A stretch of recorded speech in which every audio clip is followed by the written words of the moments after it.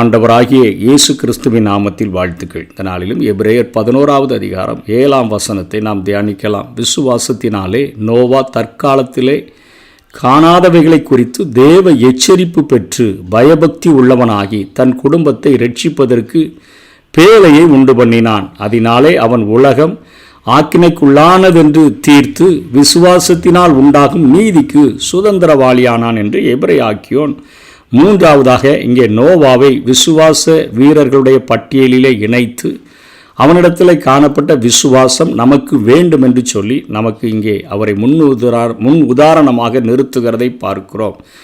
அவன் வாழ்ந்த நாட்களிலே கடலில்லாத பகுதியிலே வாழ்ந்த போதிலும் கூட அங்கே ஆண்டவர் மிகுந்த பெரிய ஒரு வெள்ளம் வரப்போகிறது, நீ அதற்கான ஒரு பேழையை உண்டு பண்ண வேண்டும் என்று சொன்னபோது அவன் அதற்கு கீழ்ப்படிந்து, அதாவது காணாத காரியங்களை குறித்து ஆண்டவர் வாக்குத்தத்தமாக பேசுகிறார், வெளிப்பாடுகளை கொடுக்கிறார். அதற்கு அப்படியே கீழ்ப்படிந்து நோவா காரியங்களை செய்கிறதை நாம் பார்க்கிறோம். நோவா என்கிற பெயருக்கு அர்த்தம் தேற்றுதல் அல்லது தேற்றுகிறவர் என்று சொல்லி அர்த்தம்.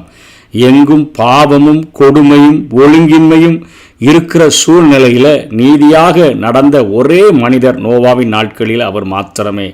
விசுவாசத்திற்கும் கீழ்ப்படிதலுக்கும் எடுத்துக்காட்டாக அவர் திகழ்ந்தார் என்று சொல்லி நாம் கண்டுகொள்ள முடிகிறது. ஆண்டவர் சொன்ன அந்த காரியத்தை ஆதியாகமம் 5வது அதிகாரம் 28வது வசனத்திலிருந்து 10வது அதிகாரம் 32வது வசனங்கள் வரையிலும் நாம் பார்க்க முடிகிறது.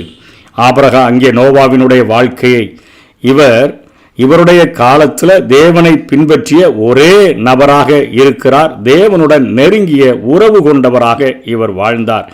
தேவன் சொல்வது யாவும் நடக்கும் என்று சொல்லி அப்படியே அவருக்குள்ளாய் ஒரு விசுவாசம் உண்டாயிருந்தது. கடலில்லாத நிலப்பகுதியில் வெள்ளம் வரும் என்று தேவன் கூறியதை அப்படியே ஏற்றுக்கொண்டு தேவனின் கட்டளையின்படி அவர் பேழையை கட்டினதை நாம் பார்க்கிறோம். தொடர்ந்து தேவனை அவர் தொழுது கொள்ளக்கூடியவராக இருந்தார். அவருடைய தந்தை லாமேக்கு மகன்கள் சேம், காம், யாபேத் என்று சொல்லி பார்க்கிறோம். இப்படிப்பட்ட அந்த நோவா தேவ எச்சரிப்பு பெற்று அங்கே ஒரு பேழையை உண்டாக்கினான் என்று சொல்லி பார்க்கிறோமே. அதே போல தேவனுடைய வார்த்தைகளுக்கு நம்ம கீழ்ப்படிந்து அவர் சொல்லுகிற காரியங்களை நாம் கேட்டு நாம் வாழ்ந்தோம் என்று சொன்னால் இந்த உலகத்தின் அழிவுக்கு, இந்த துன்மார்க்கர்களுடைய அழிவுக்கு நாம் நிச்சயமாக தப்புவிக்கப்படுவோம்.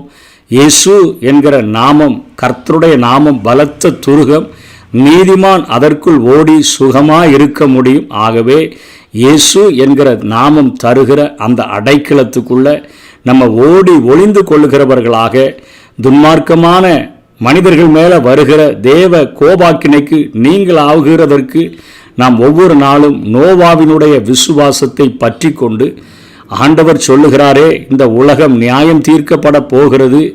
இந்த உலகத்தில் எல்லா மனிதர்களும், அதாவது ஒரு தரம் மரிப்பதும் பின்பு நியாய தீர்ப்பு அடைவதும் மனிதர்களுக்கென்று நியமிக்கப்பட்டிருக்கிறபடியே நிச்சயமாக இந்த எல்லா மனிதர்களும் ஒரு வெள்ளை சிங்காசனத்துக்கு முன்பாக நின்றுதான் ஆக வேண்டும். அவனவன் செய்த கிரியைகளுக்கு தக்க பலனை அடைந்துதான் ஆக வேண்டும். ஆண்டவரை பின்பற்றி இயேசு கிறிஸ்துவை விசுவாசித்து பாவ மன்னிப்பை பெற்று வாழ்கிறவன், பரிசுத்தமாக இந்த உலகத்தில் கொடுக்கப்பட்ட வாழ்க்கையை வாழ்ந்து முடிக்கிறவன் பரலோக வாழ்க்கையை, நித்திய வாழ்க்கையை பெற்றுக்கொள்ளுவான். இயேசு கிறிஸ்துவை விசுவாசியாதவனோ அவிசுவாசமாய் வாழ்ந்தவனோ, இயேசு கிறிஸ்துவை புறக்கணித்து வாழ்ந்தவனோ, அவருடைய இரத்தத்தை அசுத்தமென்று எண்ணி கிருபையின் ஆவியை நிந்திக்கிறவன் எவனோ அவன் நிச்சயமாக அந்த நித்திய காலமான நரக தண்டனையை அவன் பெற்றுக்கொள்ளுவான் என்கிற ஒரு எச்சரிப்பை நோவாவினுடைய வாழ்விலிருந்து நாம் கற்றுக்கொள்ள முடியும்.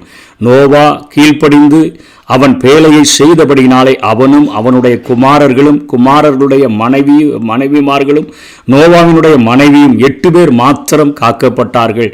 ஆகவே தேவனுடைய வாக்கு தத்தத்தை, தேவனுடைய வார்த்தையின் எச்சரிப்புகளை நாம் கேட்கும்போது கீழ்ப்படிந்து அவருடைய வார்த்தைகளுக்கு கீழ்ப்படிந்து பரிசுத்தமாய் வாழ ஒப்பு கொடுத்தோம் என்று சொன்னால் நிச்சயமாக தேவ கோபாக்கினைக்கு நீங்கி ரட்சிக்கப்பட்டு நித்திய ஜீவனை பெறுவோம், கர்த்தரால் ஆசீர்வாதம் பெறுவோம். இல்லை என்று சொன்னால் அவருடைய கோபம் பற்றி எறிகிற அந்த நாளிலே நாமும் நரக தண்டனை அனுபவிக்க நேரிடும். எச்சரிப்பை பெற்று ஜாக்கிரதையாக இந்த பூமியிலே வாழுவோம். கர்த்தர் தாமே நம்மை ஆசீர்வதிப்பாராக. ஆமென்.